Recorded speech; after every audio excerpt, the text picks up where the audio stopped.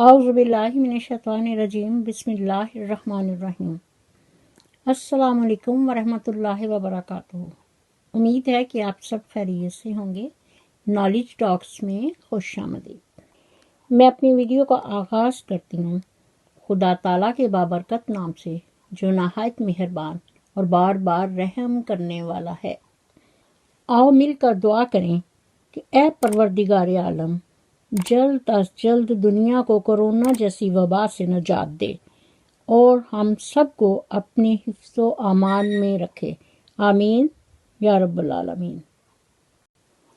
معزز ناظرین و سامعین، آج میں علی ویر کی بات کروں گی جو اپنے آپ کو ایک بہت بڑا یوٹیوبر سمجھتا ہے اور اپنے آپ کو بڑا پڑھا لکھا ظاہر کرتا ہے، لیکن لگتا نہیں۔ وہ اس لیے کہ اس نے اپنی ماں جیسی عظیم ہستی کو کہیں چھپا رکھا ہے اور ساتھ ہی اپنی بہن کو بھی۔ وہ سمجھتا ہے کہ وہ تو پینڈو اور سیدھی سادی ہیں اور میں اب اتنا بڑا یوٹیوبر، جس کی وجہ سے اس میں بڑا غرور اور تکبر آ گیا ہے۔ اس لیے میں علی ویر سے کہتی ہوں کہ خدا کا بندہ بنو، نہ کہ بندوں کا خدا۔ علی ویر، پڑھ لکھ کر اگر تجھے خدا تعالیٰ اور اس کی خدائی کا علم نہیں تو آج کان کھول کر یہ سن لو کہ خدا اور خدا کی خدائی کیا چیز ہے۔ علی ویر، میں نہیں، ہسٹری میں لکھا ہے کہ علی ویر، تم نے جو آج کھا پی پہن اوڑھ لیا بس وہی تمہارا ہے، باقی تم پر مٹی ڈالنے والوں کا ہے۔ معزز ناظرین، آپ سے گزارش ہے کہ اگر آپ نے میرا چینل ابھی تک سبسکرائب نہیں کیا تو سبسکرائب کر کے ساتھ ہی بیل آئیکن کے بٹن کو پریس کیجیے تاکہ میری آنے والی ویڈیو کا ہر نوٹیفیکیشن آپ کو مل سکے، اور کومنٹ باکس میں اپنا فیڈ بیک ضرور دیجیے۔ شکریہ۔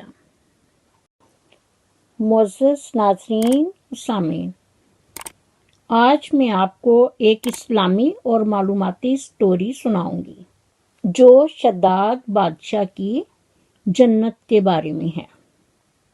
تو آئیے سنیے کہ ایک دفعہ اللہ تعالیٰ نے ملک الموت سے پوچھا کہ کسی بندے کی روح قبض کرتے وقت کیا تجھے کبھی اس پر رحم آیا ہے یا نہیں؟ تو ملک الموت نے عرض کیا کہ اللہ رب العزت، 2 لوگوں کی جان نکالتے وقت مجھے بہت دکھ ہوا، لیکن اگر آپ کا حکم نہ ہوتا تو میں ہرگز ان کی جان نہ نکالتا۔ وہ اس طرح ایک دفعہ سمندر میں ایک بحری جہاز اپنی منزل کی طرف رواں دواں تھا۔ جہاز میں بہت سارے مسافر تھے جن میں ایک عورت پریگننٹ تھی۔ جب کہ اچانک سمندر میں تلاطم پیدا ہو گیا اور بحری جہاز ہچکولے کھانے لگا، جس سے سب مسافر بہت پریشان ہوئے، لیکن سمندری طوفان بڑھتا ہی جا رہا تھا اور سب مسافر خدا تعالیٰ سے زندگی کی دعائیں مانگ رہے تھے کہ یکدم سمندری طوفان اور لہروں سے بحری جہاز ٹکڑے ٹکڑے ہو گیا۔ جن مسافروں کو تیرنا آتا تھا وہ اپنی اپنی جان بچانے کی بہت کوشش کر رہے تھے، لیکن وہ پریگننٹ عورت خوف اور ڈر کی وجہ سے بے ہوش ہو چکی تھی اور جہاز کے ٹوٹے ہوئے لکڑی کے ایک ٹکڑے پر پڑی تھی۔ لکڑی کا وہ تختہ سمندر کی لہروں کے ساتھ اوپر نیچے بہہ رہا تھا۔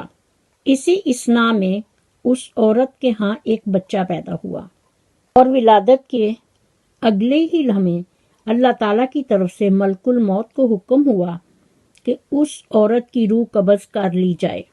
اب وہ بچہ بے سر و سامانی کی حالت میں اکیلا ہی اس لکڑی کے تختے پر پڑا رہا اور کئی دنوں بعد وہ تختہ سمندر کے کنارے پر آ لگا۔ جب ایک آدمی ادھر سے گزر رہا تھا، اس نے دیکھا کہ تختہ کے اوپر ایک چھوٹا بچہ پڑا ہے، تو اس نے لپک کر اس بچے کو اٹھا لیا اور اسے اپنے گھر لے آیا۔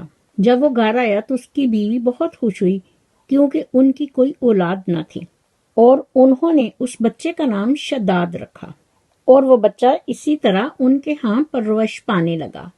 جب وہ بچہ 7 سال کا ہوا تو شداد نہایت ذہین، عقل مند اور چالاک بھی تھا۔ ایک دن گاؤں کے باہر شداد دوسرے بچوں کے ساتھ کھیل رہا تھا کہ اچانک اعلان ہوا کہ بادشاہ کی سواری آ رہی ہے۔ یہ سن کر سارے بچے بادشاہ کے ڈر سے گھر کی طرف بھاگ گئے، لیکن شداد قریب ہی کہیں ایک جھاڑی کے پاس چھپ گیا، اور وہ چھپ کر بادشاہ کی سواری اور شاہی لشکر کو دیکھنے لگا۔ جب تمام لشکر گزر گیا تو بادشاہ کی کچھ پیادے گری ہوئی چیزوں کی خبر گیری کرنے لگے۔ ان میں سے ایک پیادے کو زمین پر پڑی ایک سرمے دانی ملی۔ اس آدمی نے اپنے ساتھی پیادوں سے بولا، یہ ایک سرمے دانی ہے جس میں سرما ہے، اگر تمہاری اجازت ہو تو میں اس سرما کو اپنی آنکھوں میں لگاؤں۔ لیکن ان لوگوں نے کہا کہ شور نہیں کہ یہ سرما اچھا ہے یا نہیں۔ اس نے کہا کہ میری نظر کچھ کمزور ہے، شاید اس سے کچھ فائدہ ہو، جس پر اس کے ساتھیوں نے پھر اسے منع کر دیا کہ بغیر آزمائے یہ سرما آنکھوں میں مت ڈالنا، کہیں فائدے کی بجائے نقصان نہ ہو جائے۔ پہلے کسی اور کی آنکھوں میں لگا کر دیکھنا، پھر اپنی آنکھوں میں ڈالنا۔ یہ سن کر اس پیادے نے ادھر ادھر دیکھا تو اسے دور شداد نظر آیا۔ اس نے بڑے پیار سے شداد کو اپنی طرف بلایا اور کہا، آؤ بیٹا، ہم تمہاری آنکھوں میں یہ سرما لگاتے ہیں تاکہ تمہاری آنکھیں زیادہ خوبصورت نظر آئیں۔ شداد نے پیادے سے وہ سرمے دانی لے کر سرما اپنی آنکھوں میں لگایا، اور شداد نے جیسے ہی وہ سرما اپنی آنکھوں میں لگایا، اس سے شداد کے 14 طبق روشن ہو گئے، اور اسے زمین کے اندر چھپے ہوئے تمام خزانے صاف اور شفاف نظر آنے لگے۔ شداد تو پہلے ہی بڑا چالاک اور ہوشیار تھا۔ اس نے عقل مندی سے کام لیا اور کہا کہ اے ظالمو، تم نے میری آنکھیں پھوڑ ڈالیں، ہائے میں اندھا ہو گیا ہوں۔ شداد نے کہا، میں بادشاہ کے پاس جا کر اسے فریاد کروں گا اور تمہیں سب کو سزا دلواؤں گا۔ جس پر پیادے بھاگ گئے، اس ڈر اور خوف کی وجہ سے کہ شداد کہیں ان کی شکایت بادشاہ کے پاس نہ لگا دے۔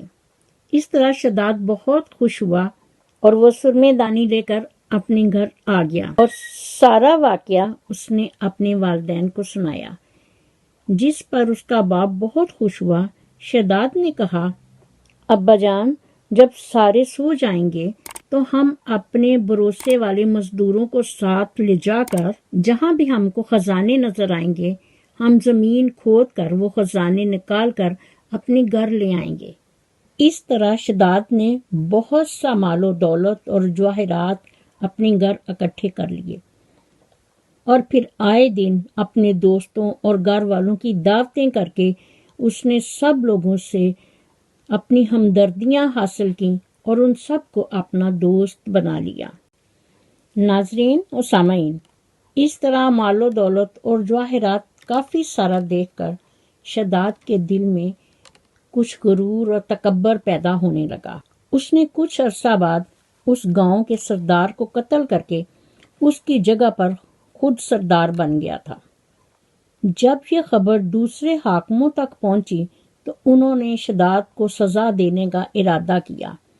اس سے پہلے کہ وہ کچھ کر گزرتے، شداد نے اس سے پہلے ہی اپنی ایک فوج تیار کر لی تھی اور اپنی ذہانت اور بہادری سے سب حاکموں کو ایک ایک کر کے ہلاک کر دیا۔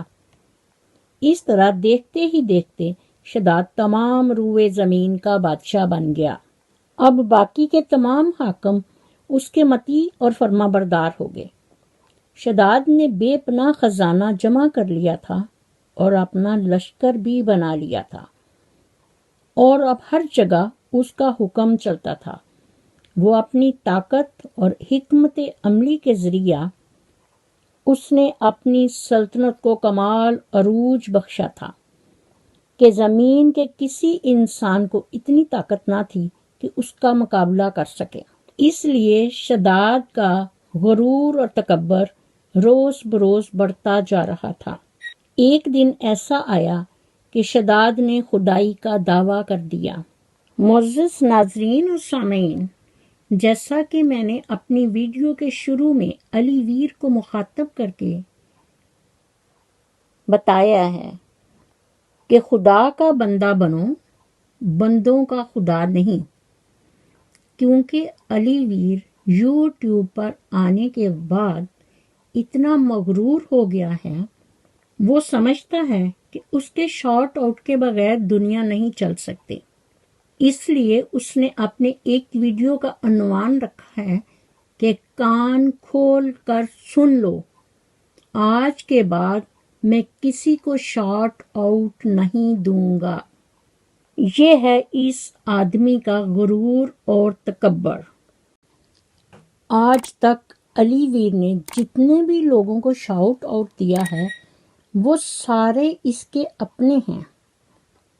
مزہ تو تب آئے کہ آؤٹ آف ایریا یہ کسی دوسرے بہن بھائی کی مدد کرے، ان کو شاؤٹ آؤٹ دے، جیسے کہ وہ جاوید کریانہ سٹور، اس کا حق ہے اور وہ اس کی مدد کا مستحق ہے۔ معزز ناظرین و سامعین، جب شداد بادشاہ نے خدائی کا دعویٰ کیا تو عالموں اور فاضلوں نے شداد بادشاہ کو بہت نصیحتیں کی، سمجھایا کہ خدا تعالیٰ سے ڈرو اور اس کی عبادت کرو، لیکن شداد نے ایک نہ سنی۔ اس نے کہا کہ دولت و حشمت، حکومت، عزت و عظمت سب کچھ میرے پاس موجود ہے، مجھے کسی چیز کی ضرورت نہیں، میں کسی خدا کی اطاعت اور فرما برداری نہیں کروں گا۔ عالم اور فاضل لوگوں نے کافی بار اسے سمجھانے کی کوشش کی کہ یہ حکومت، دولت اور یہ چیزیں، یہ دنیا سب کچھ فانی ہے، خدا تعالیٰ کی اطاعت کرو تو اللہ تعالیٰ تمہیں جنت دیں گے۔ جس پر شداد بادشاہ نے پوچھا کہ جنت میں کیا خوبی ہے، جس پر میں عالموں اور فاضلوں نے جو بھی خوبیاں جنت کی بیان کی وہ سب شداد کو بتائیں کہ دیکھو ہم نے کتابوں میں ایسے پڑھا ہے کہ جنت میں اللہ تعالیٰ نے دودھ کی نہریں اور ہر طرح کی نعمتیں وہاں موجود ہوں گی۔ جس پر شداد ان کا مذاق کرنے لگا اور بولا، مجھے اس جنت کی کوئی پرواہ نہیں، نہ ہی مجھے وہ جنت چاہیے، میرے پاس وہ سب کچھ موجود ہے اور میں اس سے کئی درجے بہتر اور خوبصورت دنیا میں جنت بنا سکتا ہوں۔ اس لیے شداد بادشاہ نے فیصلہ کیا اور اس نے اپنے معتبر لوگوں میں سے 100 لوگ اس کی نگرانی کرنے کے لیے مقرر کر لیے، اور ہر ایک آدمی کے ساتھ 1000 آدمی متعین کیے، اور زمین میں سے مدفون تمام خزانے نکلوا لیے، اور ایک ایسا شہر جو 10 کوس لمبا، 10 کوس چوڑا اور 40 کوس اونچا مقام بنانے کا حکم دیا، اور اس کی بنیادوں کو سنگ سلیمانی سے بھروایا، اور پھر اس پر سونے اور اشرفیوں کی اینٹوں سے اس کی دیواریں بنوائیں کہ جب سورج نکلتا تھا تو سورج کی چمک کی وجہ سے اس پر اتنی روشنی آتی تھی کہ دیواروں پر نگاہ نہیں ٹھہرتی تھی۔ شہر کی 4 دیواری کے اندر 1000 محل بنوائے، اور شہر کے درمیان میں ایک نہر بنائی گئی، اور ہر مکان پر حوض بنائے گئے، اور ان کے فرش پر زمرد، یاقوت، مرجان اور نیلم کی تہیں بچھائی گئیں، اور ان کے کناروں پر درخت لگائے گئے جن کی جڑیں سونے کی اور شاخیں اور پتے زمرد کے، پھول اور پھل اور موتی یاقوت ان پر لٹکائے گئے، اور جواہرات کے خوبصورت جانور بنا کر درختوں کے اوپر بٹھائے گئے، اور ہر درخت کے پاس ایک پہرے دار مقرر کر دیا گیا۔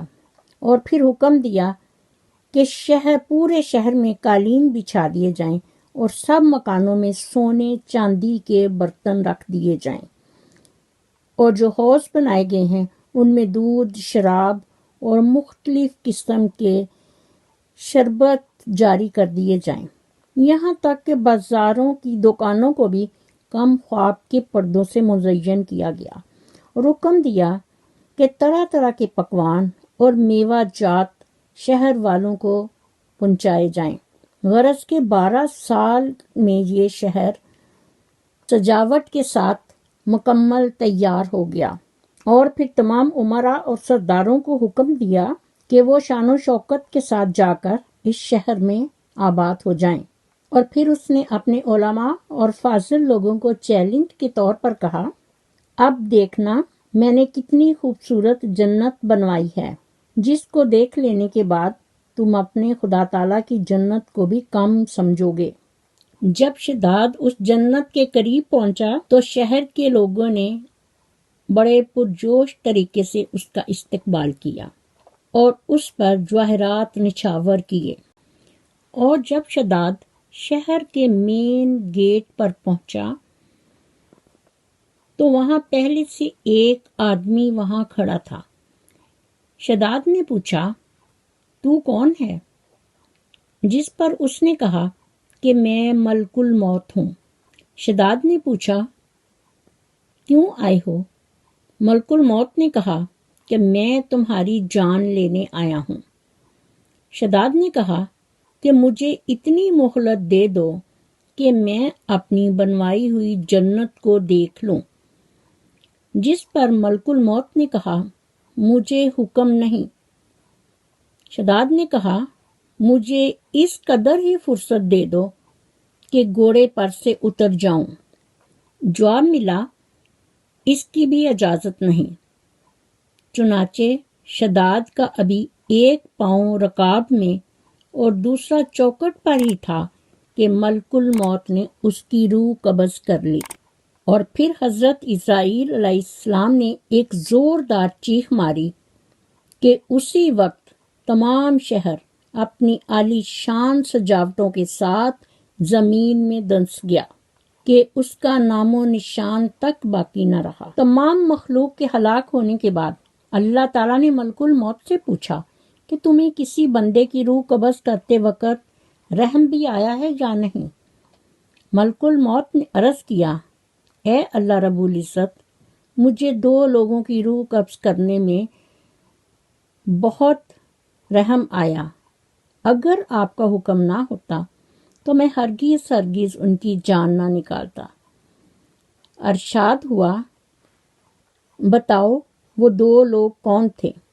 عرض کیا، ایک وہ بچہ جس کی ماں کی روح قبض کی جب وہ ایک لکڑی کے تختے پر بے سر و سامانی رہ گیا تھا، اس لیے مجھے اس پر بہت رحم آیا، اور دوسرا یہ بادشاہ جس نے کتنی خواہشوں اور آرزوؤں کے ساتھ یہ شہر بنوایا کہ اس طرح کا شہر دنیا میں کہیں نہیں تھا۔ جب بادشاہ اپنے شہر کو دیکھنے کے لیے وہاں پہنچا تو مجھے اس کی روح قبض کرنے کا حکم ہوا۔ اس وقت بھی مجھے بہت رونا آیا، جس پر اللہ تعالیٰ نے فرمایا، اے اسرائیل، تمہیں ایک ہی آدمی پر 2 بار رحم آیا ہے، کیونکہ یہ بادشاہ وہی بچہ تھا جس کو ہم نے بغیر ماں باپ کے سمندر کی لہروں سے محفوظ رکھا اور پھر دولت و حشمت کے خزانوں سے نوازا، لیکن اس نے ہماری تابعداری سے منہ موڑ لیا اور غرور اور تکبر کرنے لگا۔ اس وجہ سے آخر کار آج وہ اپنی سزا کو پہنچا۔ تو یہ ہے اس کے غرور اور تکبر کا نتیجہ۔ معزز ناظرین، ہماری دعا ہے کہ خدا تعالی ہمیں غرور اور تکبر سے بچائے اور اپنے حبیب پاک کے صدقے اس کی سنت اور حدیث کے مطابق پاکیزہ زندگیاں گزارنے کی توفیق دے۔ آمین ثم آمین۔ اسی دعا کے ساتھ میں اپنی ویڈیو کا اختتام کرتی ہوں۔ میرا خلوص، میری دعائیں ہمیشہ آپ کے ساتھ ہوں۔ اور ناظرین، اگر آپ میرے چینل پر نئے ہیں تو میرے چینل کو سبسکرائب کیجئے اور ساتھ ہی بیل آئیکن کو ضرور پریس کریں تاکہ میری آنے والی ویڈیو کا نوٹیفیکیشن آپ کو بر وقت مل سکے، اور کمنٹ باکس میں اپنی رائے کا اظہار ضرور کیجئے۔ شکریہ۔ مجھے بھی اپنی دعاؤں میں یاد رکھیں۔ نیک تمناؤں کے ساتھ اللہ حافظ۔ پاکستان زندہ باد۔